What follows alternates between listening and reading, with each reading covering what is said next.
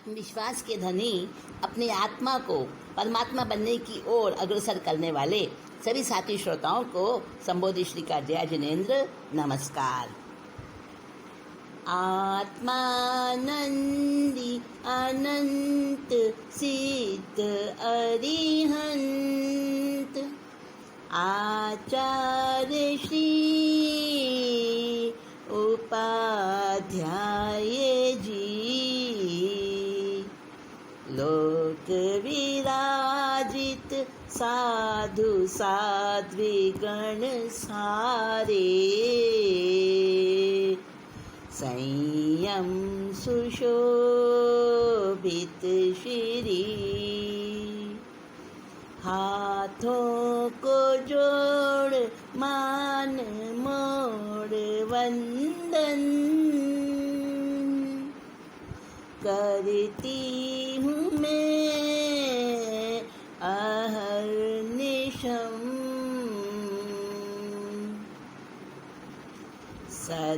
सद्प्रेरणा का दान दो प्रभु कृपालु पापों का कर सकूं शमन पापों का कर सकूं हनन।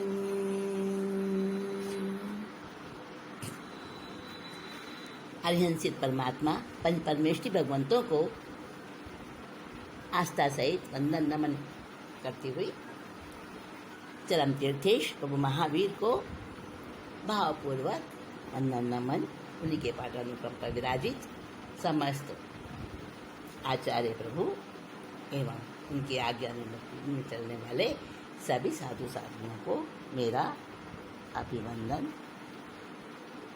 आप सबके अंतर्मन में विराजित उस परमात्मा तत्व को अभिनंदन, बारंबार अभिनंदन। हमारा 18 पाप के विषय में जो ये कथानक चल रहा है और उसमें भी हम अभी क्या सुन रहे हैं, आपको याद है ना पिछली बार कहाँ छोड़ा था? मृगा लोढ़ा जिसका पूर्व भाव भगवान बता रहे हैं और उसके पूर्व भाव को बताने के साथ ही प्रभु ने ये रहस्य गौतम स्वामी के ऊपर प्रकट किया कि वो पूर्व भाव में इससे पहले जन्म में एकाई राठौर नाम का एक मदमस्त और बड़ा ही उन्मत्त जालिम ऑफिसर था जिसने कि सबके ऊपर जुल्म ढाया। और फिर जब उसके अच्छे कर्मों की समाप्ति हो गई और पाप कर्मों का उदय आया तो 16 महारोग उसके शरीर में उत्पन्न हो गए। आर्त रौद्र ध्यान हर समय करता था। आर्त ध्यान का मतलब है कि इष्ट मुझे मिल जाए, मुझे जो अनुकूल है, जो मुझे अच्छा लगता है वो मुझे मिल जाए और मेरे पास से जो भी मेरा इष्ट है वो जाए नहीं कहीं, चाहे वो सुख हो, साधन हो, अच्छे कोई अपने सुख देने वाले व्यक्ति हों, प्रिय व्यक्ति हों, अच्छी चीज़ें वो चाहता है और हर समय उसी के बैराग में उसी की तृष्णा में रहता है। रौद्र ध्यान का मतलब है कि जो अनिष्ट प्राप्त हुआ है वो मेरे पास से हट जाए, यानी इष्ट को चाहना, अच्छी चीज़ों को चाहना, मन अनुकूल चीज़ों को चाहना, व्यक्तियों को चाहना और जो अप्रिय चीज़ें हैं, अप्रिय व्यक्ति हैं, अप्रिय परिस्थितियां हैं उनको हटाना, उनको हटाने की इच्छा करना और उसी ध्यान में रहना, उसी भावों में, विचारों में रहना, उसको कहते हैं आर्त रौद्र ध्यान। हम और आप तो नहीं कर रहे हैं कहीं ऐसा। हाँ, तो उसके तो 16 महारोग उपज गए थे ना शरीर में, तो आर्त रौद्र ध्यान हर समय करता था। इसी तरह से कुछ भोगों में और कुछ रोगों में उसने 250 वर्ष की उसकी कुल आयु थी, वो उसने अपनी पूरी की और जब उसका अंतिम समय आया तो वो काल समय आने पर मर गया। अशुभ कर्म बांध रखे थे उसने, तो नरक गति में गया।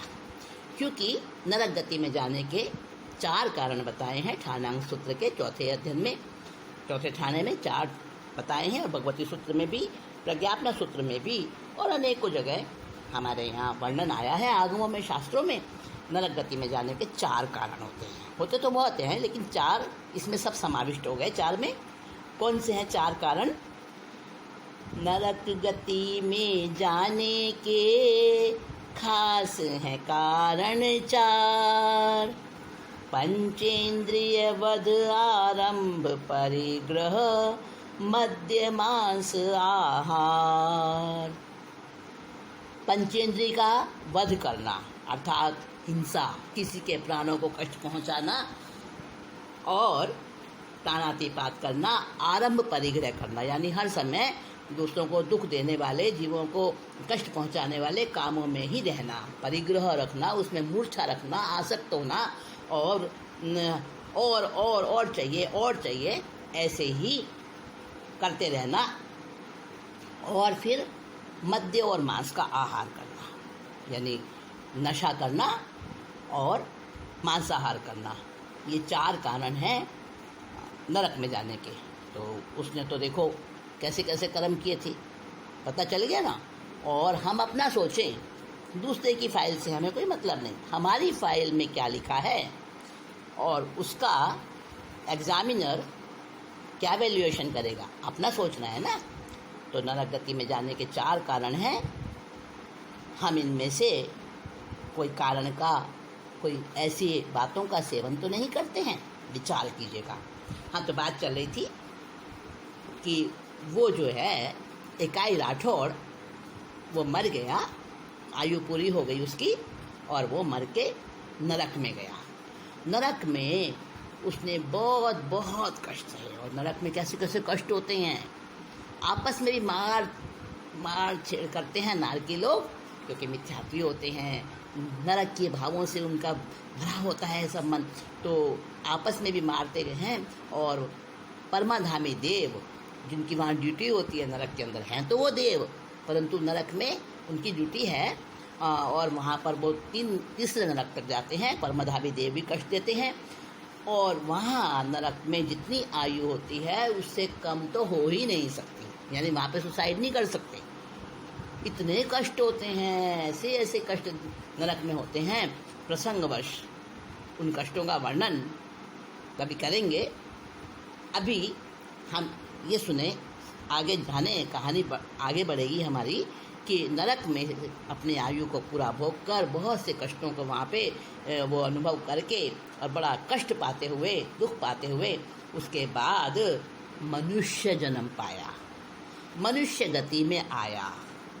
कुछ अच्छे भी रहे होंगे ना कर्म, अच्छे और बुरे सब तरह के रहते हैं, तो अच्छे कर्म कुछ होंगे तो उसको मनुष्य का जीवन मिला। लेकिन मनुष्य का जीवन कैसा मिला? बना तो वो मनुष्य, पुरुष बना, लेकिन लोढ़ा बना। मृगा उसकी माँ थी, तो लोढ़ा की तरह से, मतलब जैसे वो एक मांस का पिंड ही था। वो आप सुन चुके हैं सारा वर्णन। मनुष्य जन्म पाया, और किस प्रकार का पाया उसने? सब कर्मों का खेल है, कर्मों की लीला है, कर्मों का प्रसाद है, और कर्म का ये चुकारा बड़ा मुश्किल है। तो नरक में जब हो गया, तो नरक के अंदर क्या क्या किया, कैसा कैसा दुख भोगा है, उसके बारे में बताते हैं, और कैसे मृगा लोढ़ा बना वो भी बताते हैं। कर्म चिकने नरक में ले गए, कर्म चिकने नरक में ले गए, वहाँ परमाधामी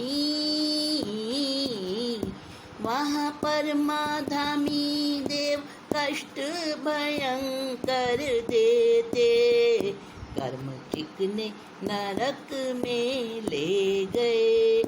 सागरोपम की अवधि है लंबी, सागरोपम की अवधि है लंबी, उसकी गणना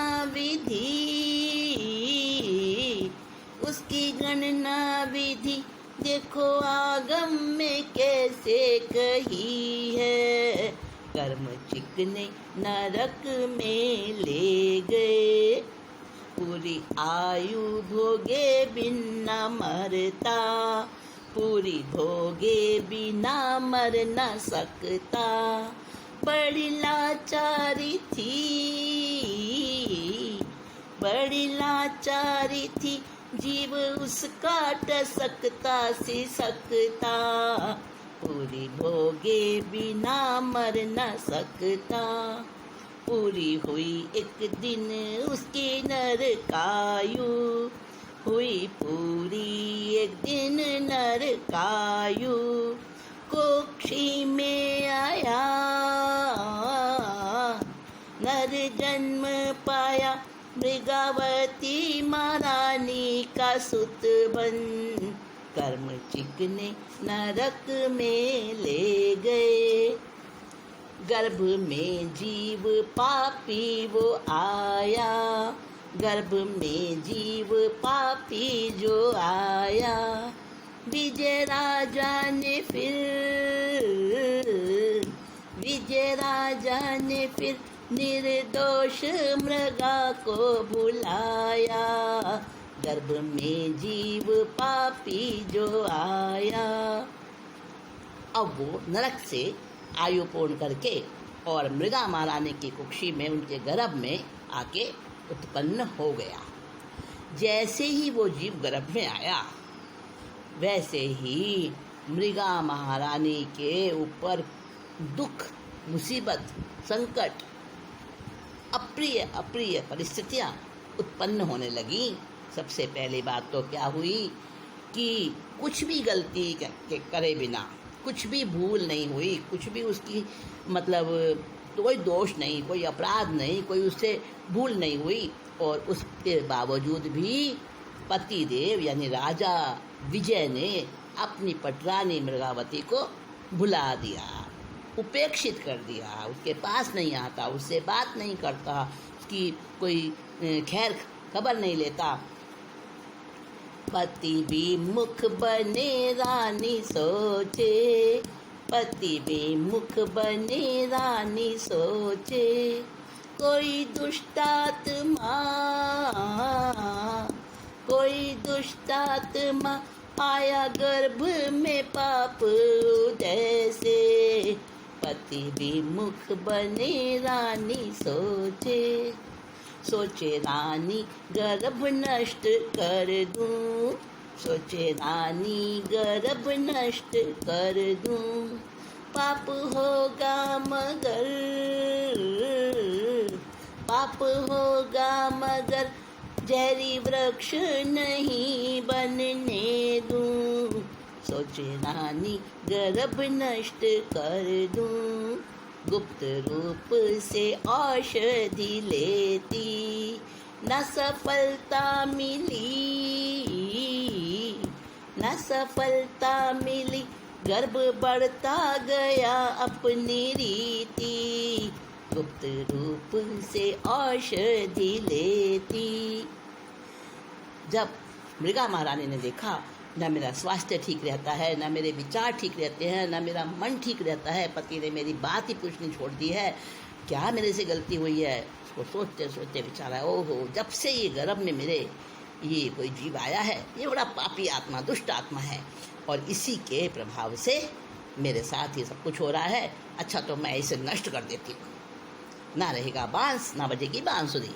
उसने कई दवाइयाँ ली और पति से चुपचाप, पति को नहीं बताया, गुप्त रीति से उसने गर्भ को नष्ट करने की बड़ी कोशिश करी, लेकिन वो नष्ट नहीं हुआ। रानी सोचती थी कि अभी तो ये छोटा सा अंकुर है और बढ़ते बढ़ते ये जहर का पेड़ बहुत बड़ा वृक्ष बन जाएगा, तो अभी इसको ख़त्म कर दूँ ना, इसको जहर का वृक्ष ना बनने दूँ।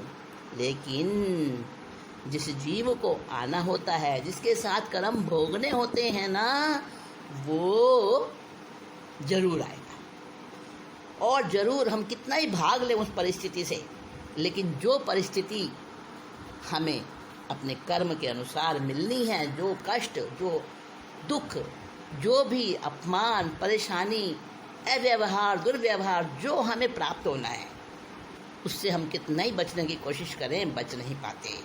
ये कर्म का पक्का पक्का ये कर्म ऐसे फल देता है। तो वो गर्भ बढ़ता गया।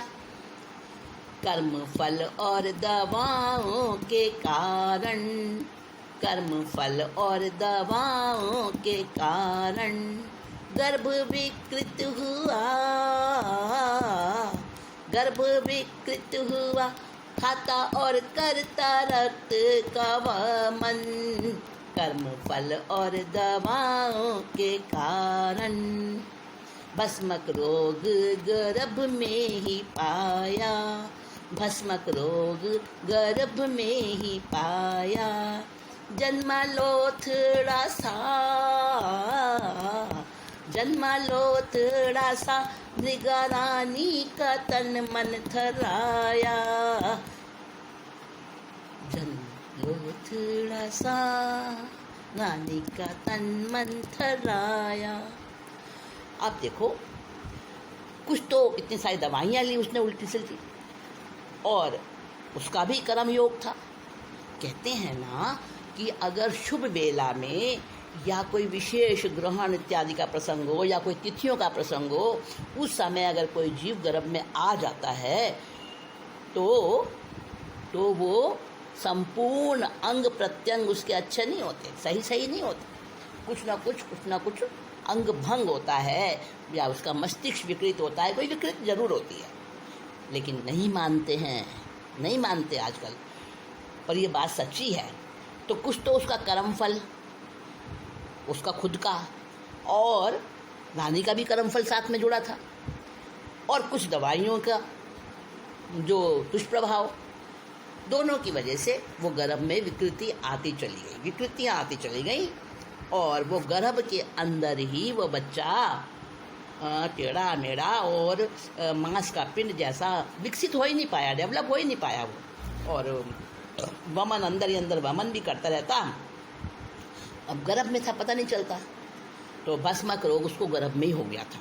खूब खाता अपने आप ही, जो देखो वो किसी ने देखा नहीं है, ज्ञानियों के ही भाव में है वो सब चीज़ें, परंतु हम अनुमान लगा सकते हैं। जैसे बच्चा माँ के अवल नाल से जुड़ा रहता है गर्भ में, और माँ जो कुछ खाती है उसका ही वो आहार लेता है। तो जब ये जो मृगा लोढ़ा का जो जीव था ना, जब माँ का आहार लेता था, माँ की अवल नाल से जो उसको आहार पहुँचता था, तो आहार के साथ ही उसकी भूख ही नहीं मिटती थी, भस्मक रोग हो गया था उसको गर्भ के अंदर ही। तो वो अपने आप ही उल्टियाँ करता रहता, वमन करता रहता, उसी को चाटता रहता, और इस प्रकार से 9 महीना वो पेट में रहा। और जब वो जन्मा तो लोथड़ा सा था, जैसे मांस पिंड जैसा, बस ना उसके हाथ, ना पैर, ना आँख, ना नाक, ना कान, ना मुंह, कुछ नहीं।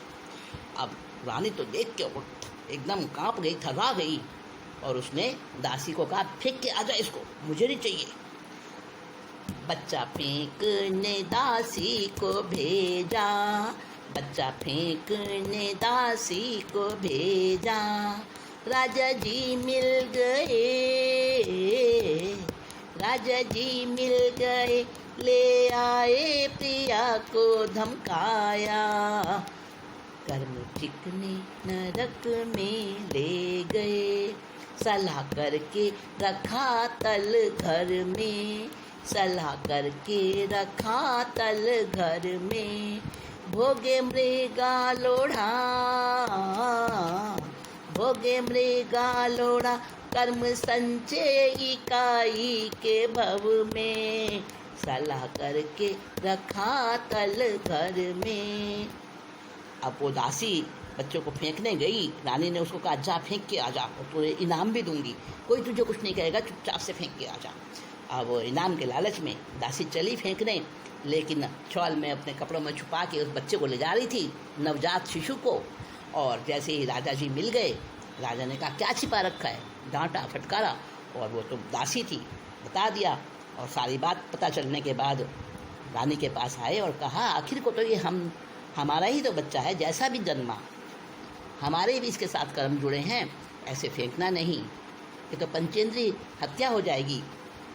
और रानी को समझाया, धमकाया, सब कुछ किया, और फिर दोनों ने सलाह करी और इसे कहा भाई हमारी बड़ी बेइज्जती वाली बात है कि हमारे घर ऐसा बच्चा जन्मा है, कोई बात नहीं, हम इसको गुप्त रूप से पालेंगे, किसी को पता नहीं लगने देंगे।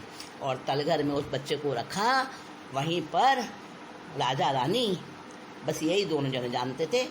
और वो जो दासी थी उसको तो उन्होंने समझा दिया, मना कर दिया, किसी को कहेगी नहीं। और उसको तो यही पता है कि वो बच्चा मर गया। लेकिन राजा और रानी इस बात को जानते थे, इस भेद को जानते थे, गुप्त रूप से उसे तलघर में रख के पाला। और वो अब सुन ही चुके हैं जिस समय गौतम स्वामी आए थे और कैसे वो इस प्रकार से भस्मा रोग के वश होकर कैसे खाता था, कैसे रक्त वमन और मवाद वगैरह सब कुछ उसके मुंह से उगलता था और वो तुरंत उसे खा जाता था। तो अब ये सारा कुछ गौतम गंधर्व भगवान महावीर से बातचीत कर रहे हैं और भगवान महावीर बता रहे हैं कि इस प्रकार से वो मृगा लोढ़ा का जीव जो है वो इकाई राठौड़ था पूर्व जन्म में। अब गौतम गंधर्व प्रभु से कहते हैं भगवान आगे का हाल बताओ, भविष्य में क्या होगा इसका। गौतम गंधर्व प्रभु से यूं बोले, हाल आगे कभी हे दयानिधि इसका खोले।